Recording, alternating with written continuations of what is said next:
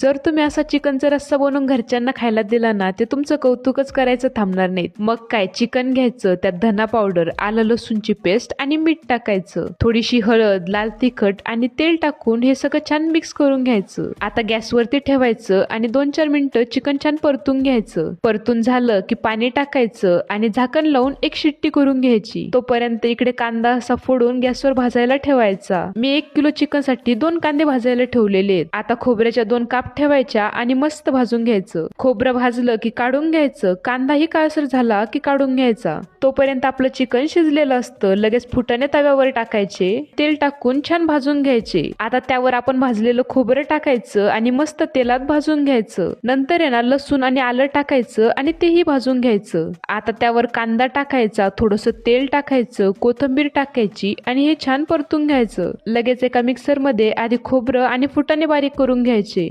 नंतर उरलेलं कांदा कोथिंबीर टाकायचं आणि तेही बारीक करून घ्यायचं. मग काय, झालं ना तुमचं वाटण तयार. आता आहे ना एका पातेल्यामध्ये तेल टाकायचं, कोथिंबीर टाकायची. मी या रेसिपी मध्ये स्वादिष्ट मसाले यांचे कंदुरी मटण व आमटी स्पेशल काळा मसाला आणि तर्रीवाला व झणकेबाज लाल मसाला 2-2 चमचे टाकते. तुम्हाला पण जर हा मसाला ऑर्डर करायचा असेल ना, तर स्क्रीनवर दिलेल्या नंबरशी कॉन्टॅक्ट करून तुम्ही ऑर्डर करू शकता. आता आहे ना मसाले छान परतून घ्यायचे. मसाले परतले की आपण बनवलेलं वाटण टाकायचं आणि वाटणही छान परतून द्यायचं. आता थोडी हळद टाकायची, शिजून घेतलेलं चिकन टाकायचं. तुम्हाला जर रस्सा जास्त बनवायचा असेल तर तुम्ही एक्स्ट्रा पाणी पण टाकू शकता. आता थोडं मीठ टाकायचं आणि उकळी येऊन द्यायची. उकळी आली की कोथिंबीर टाकायची आणि मग काय, झाला ना तुमचा चिकनचा रस्सा खाण्यास रेडी.